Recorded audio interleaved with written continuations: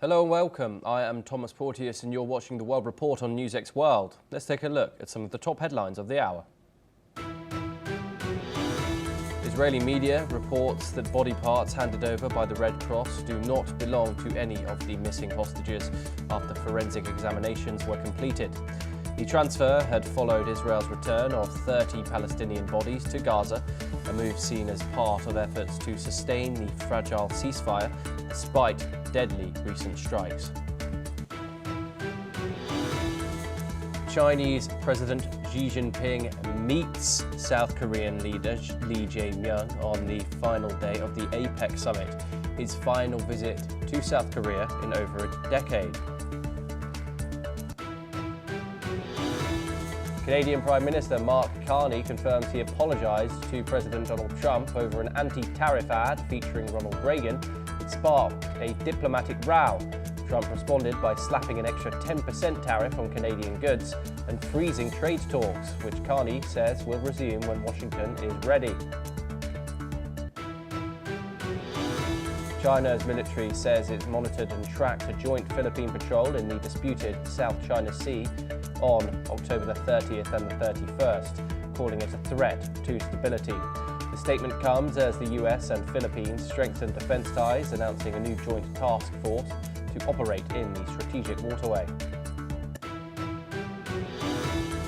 Russia's defense ministry says its air defenses destroyed 98 Ukrainian drones overnight across multiple regions, including 6 targeting Moscow.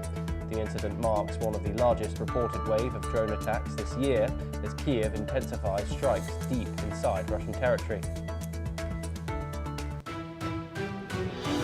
Tanzanian President Samia Suluhu Hassan secures over 95% of the vote in a landslide election victory, state TV reports amid an ongoing internet blackout.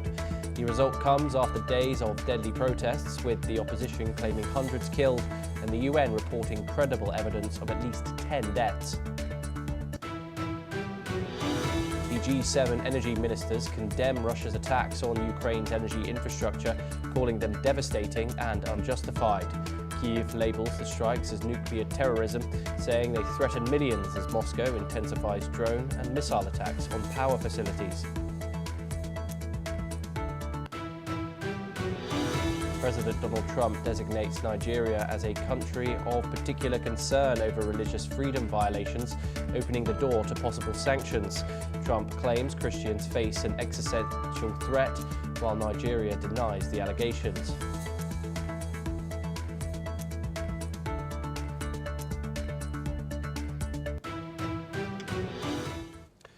Now we start this hour with some breaking news. Reports have come in that body parts recently transferred to Israel do not belong to any of the hostages that Hamas have said to returned. The remains were handed over by the Red Cross earlier this week as part of the ongoing exchange process under the US brokered ceasefire deal. Forensic tests are continuing to determine the identities, but initial results indicate the body parts are unrelated to any of the Israelis still listed as missing or captive in Gaza. Okay, a huge update there. We are now joined by Major General Sudhakar Ji, a senior geopolitical and strategic defense expert, joining us from New Delhi to discuss this further. Thank you very much for joining us here on the program. Of course, a huge development. We heard that Israel had, that Hamas had delivered the said remains to the Red Cross, and the Red Cross delivered said remains to Israel. Unsure whether remains were the Israeli hostages, and we have now confirmed that they are indeed not part of that cohort of hostages still to be returned to Israel under the ceasefire deal. Major General G, how do you think Israel is going to respond to this? Obviously, we've seen strikes previously when Hamas has handed over remains which were not Israeli hostages. Do you think we can expect the same this time? Yeah, Thomas, good afternoon for getting me for your show. Quite a tricky question, sensitive, sensitive, and it has to be handled with lots of maturity and care. And my personal take on the whole issue is that the recipient has got primacy over the entire subject. If Israel says no, well, then the Palestinians have to reconsider, the Hamas have to take a relook. And since it is happening, as I understand from your question, there is a third party, international neutral party, Red Cross. The Red Cross indulgence in the subject has to be taken into consideration. Their support has to be dovetailed, and only then some kind of a resolution can be found from this sensitive impasse which has come about. And also, these kind of things in the past, to the best of my knowledge, have led to triggers for new offensive or counter-offensive on either side. Therefore, we got to play it with due care and caution and lots of regards to the norms and conventions on the subject, because I also fail to understand if the body is the leftover of the body is not tallying with any DNA or any match.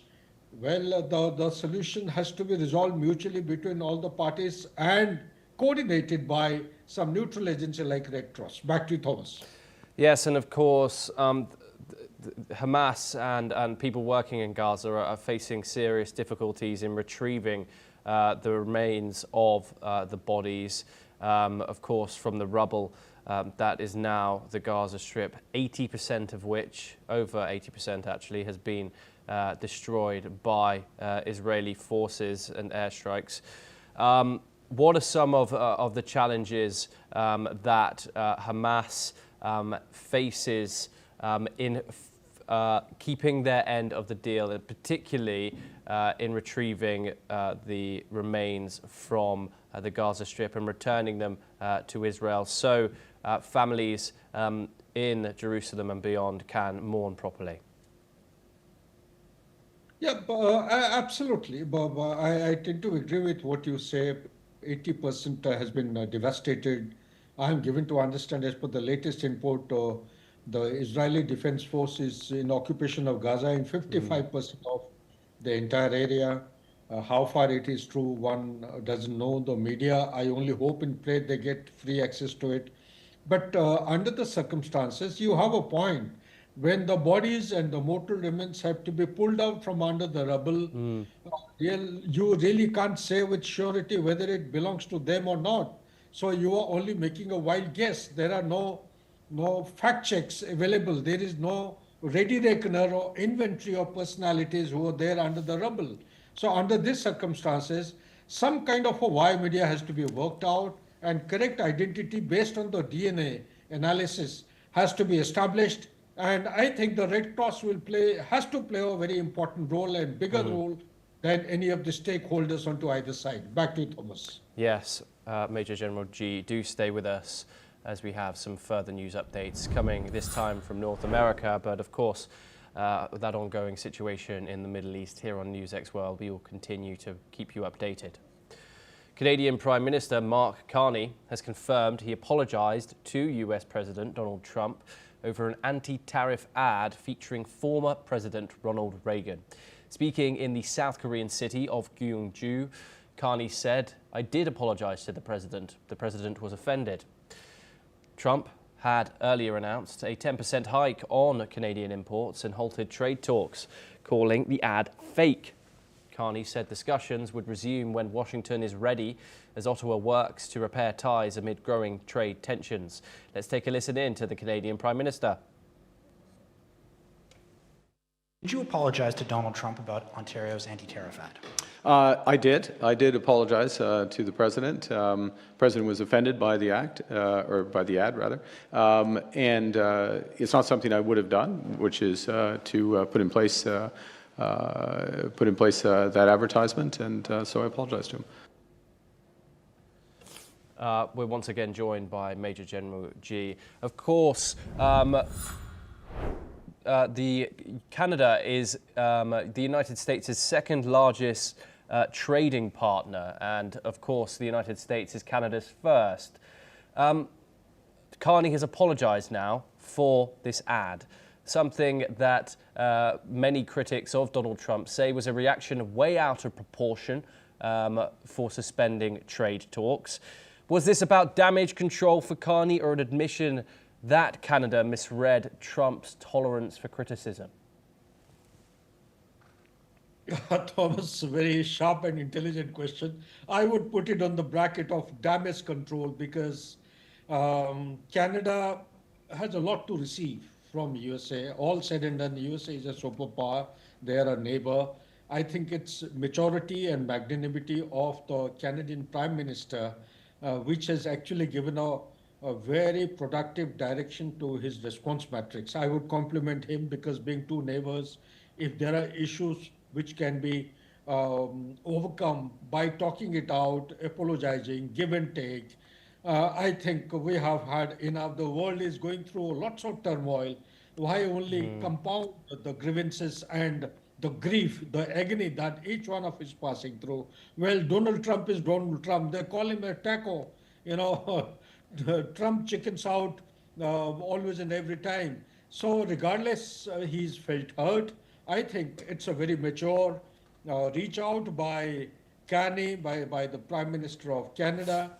That's the way to go, and that's how we need to resolve on issues which are avoidable. Otherwise, the same impasse had the potential to take both the countries to further very, very serious turnaround in tariffs and other issues. So why have it if you can avoid by merely saying sorry?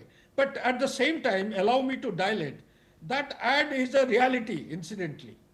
That ad which was shown, if you go into the details, it's a reality way back during Reagan's administration. So it is as much important for Donald Trump to carry out introspection take it as a feedback. Did that ad have some message for him to correct himself and his administration? That's the big question which Trump has to actually ask, make amends to the course of action which he's taking for making America great again. Otherwise, I'm afraid he may be taking wrong decisions and taking America in the wrong direction. It may not become great again. Back to you, Thomas. Yes, thank you very much. Do stay with us. We have further Donald Trump statements, and he has denied that he was considering strikes inside Venezuela amid intensifying expectations that Washington may soon expand drug trafficking-related operations. Let's take a listen in to his statements. Country is respected again. When they treat me with that kind of respect, they're treating our country with that kind of respect, which is much more important. And our country is respected again. Do you have any questions? There are reports that you are considering strikes within Venezuela. Is that true? No. That you made a decision on that? No, it's not. The United States has built up a large military presence in the Caribbean in recent months, with fighter jets, warships, and thousands of troops. In recent months, Trump has ordered strikes on at least 15 suspected drug vessels in the Caribbean and Pacific, killing at least 61 people. The strikes are part of Trump's ongoing campaign against what he says is a narco-terrorist threat emanating from Venezuela and is linked to its president, Nicolas Maduro. Major General G joins us once again. Major General, of course, this comes as a surprise. Donald Trump says he is not considering strikes within Venezuela. Many people were saying that even a possible ground offensive was going to be expected from the CIA, the United States government. Is this restraint tactical from Donald Trump? Short answer is yes, because Donald Trump is known for flip-flopping, changing his decisions here and now, and everything did not come out from his mouth. And if I respect my memory, I have heard it from his mouth, his articulations, and he did not say every time that he is considering a strike inside Venezuela. The mere fact that almost a command resource has been mobilized. There is an aircraft carrier. It has got more than 80 aircrafts, combat jets. There are frigates all around. There are troops for boots on ground, and all the missiles are already orientated towards Venezuela. I suppose he should, rather than trying to give in some kind of an impression of mature response to the entire issue, must consider the consequences of this. The entire world is going to go against USA. You see, has USA shown any evidence of these 15 vessels which have been punitively destroyed by pinpointed accurate weapon systems, that they had some evidence of drugs being carted against or in the deep seas? Nobody has asked for the evidence. Nobody is asking for the evidence either. So when it comes to other countries, who is USA to ask? They're not the policing authority. So here is a question that they have to think about. The moot question is that the sphere of influence in the backyard of USA has already gone onto the lap of China. That is actually not tolerable by USA. Call it under the name of drugs or call it anything. China in the backyard, China on the platter, China in the furniture, China is in your living room, China is the land around your sensitive, vulnerable area. Everywhere there is China.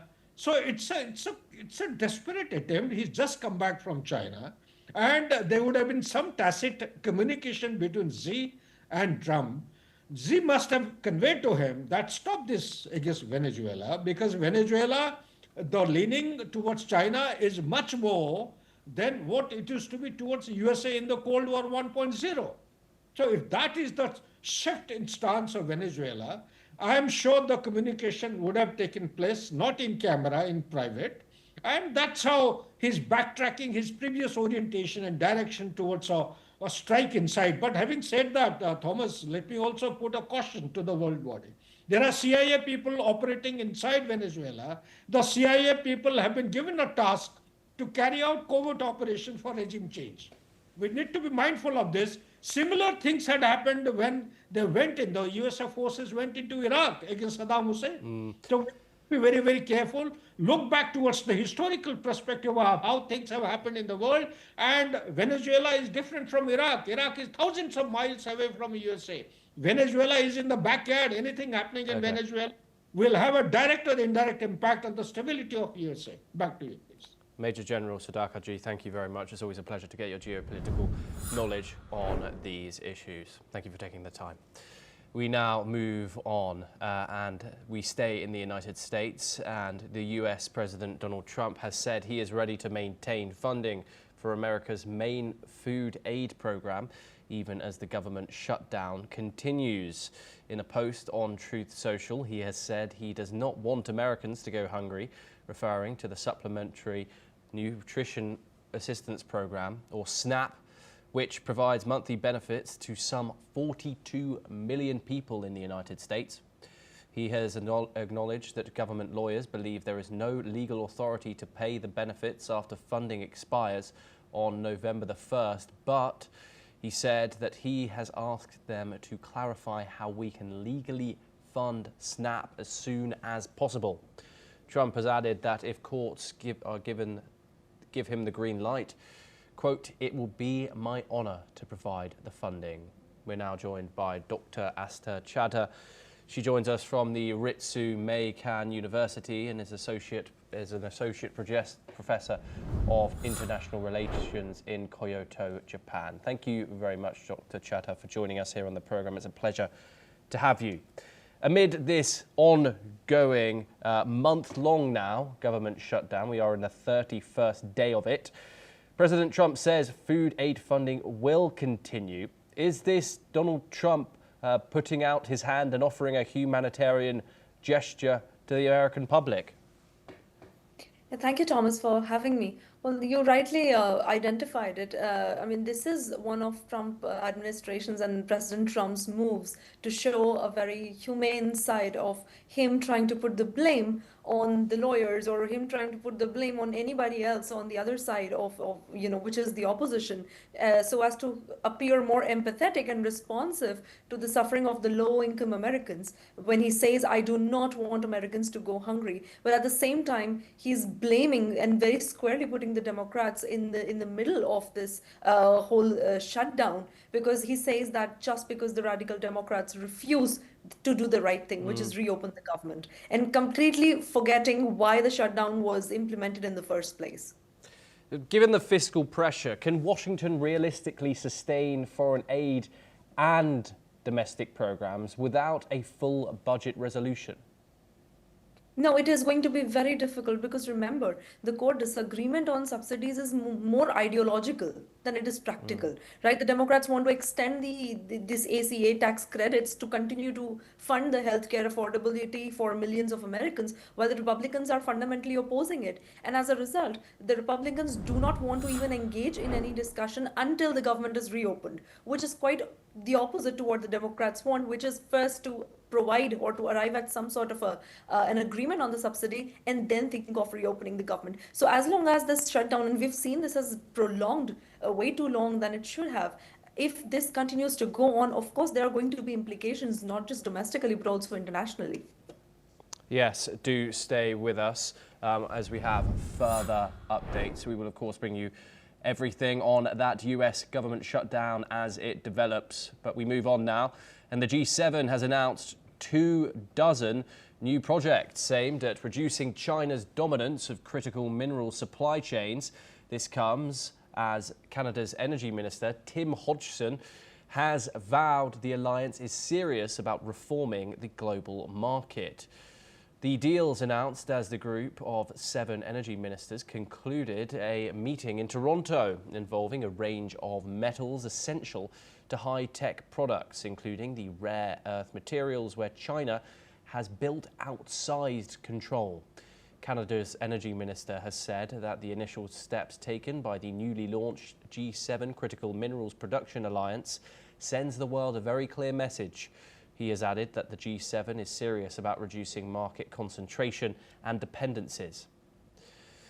This comes as Canadian Prime Minister Mark Carney and Chinese President Xi Jinping have met in South Korea on the sidelines of the APEC summit and vowed to improve ties with each other.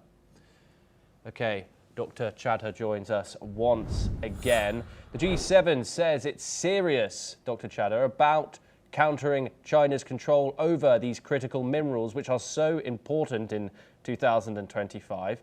Do you see this as genuine collective action here, or another statement without teeth from the G7? Thanks, Thomas, again for having me. Well, I mean, them trying to address this dominance that China has is very realistic. China, in fact, does control up to 60% of mining and over 90% of processing of these essential minerals or critical minerals that G7 is talking about. So them trying to directly counter Chinese strategy is in a way them trying to say that they want to break free of this overt or excessive dependence, right? In some way, the aim to create a parallel supply chain, however, is something that needs to be seen in the future. But they definitely seem very serious about trying to break away from this dependence. Yeah, and how did China go under the radar, and how was it able to gain such dominance in the rare earths field? Well, it was because, they were able to mobilize a lot of investment into Chinese production, mining, as well as processing of these. And, for the longest time, because China had been very, very important, not just to global supply chains, but if you look at the rare earths and critical minerals, it was not seen really as a rival in any sense. China was seen as an inherent part of the supply chain. It is only very recently when everything is starting to get very securitized. And I mean, again, in that, you cannot just blame the West. If you look at how China recently started implementing export controls in a way that confirmed that there was some sort of a coercion strategy that China was able to play to its advantage. Similarly, we saw what happened when Chinese President Xi Jinping met with President Trump, and the kind of the sort of a very medium term, or let's say short term gain that U.S. President said he had won through that meeting is pretty much short term. It does not address the long term geoeconomic risks that China's control over these supply chains really poses, not just for the Western world, but also for the entire globe. Yes, and finally, can the G7 realistically build these alternative supply chains within 5 years? Yeah, I mean, that is the one, that is the part which is a bit confusing here because remember, it is the three-pronged strategy that they've, in a way, signaled at. One is that they want to box out opaque Chinese companies, right? So the G7 wants to put forth policies so that they can start tracing and become very transparent in terms of what China controlled companies are the ones that are distorting these free market practices. Now, that in itself is going to take a bit of a time, right? Second is being able to find alternative production and processing centers in G7 and allied countries. How many of those countries really do have that sort of capability, and would it not take time to build those? But even if they are able to do that, the third and the most important aspect of their proposal is to build a parallel supply chain.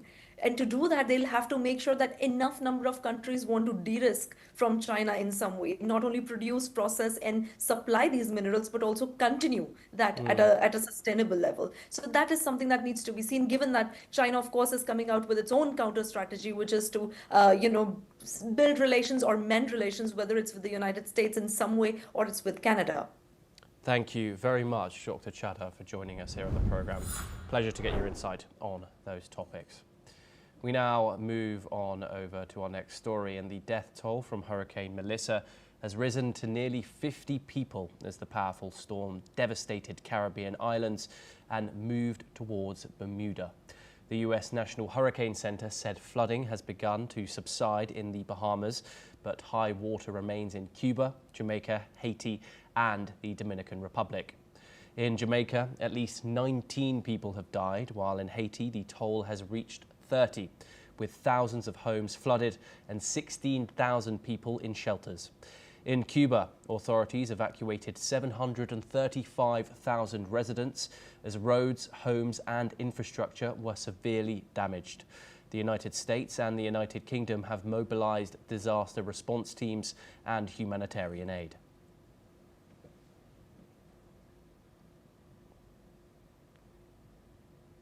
Well, that's all that we have time for this hour. Keep watching NewsX World for more news updates from around the world.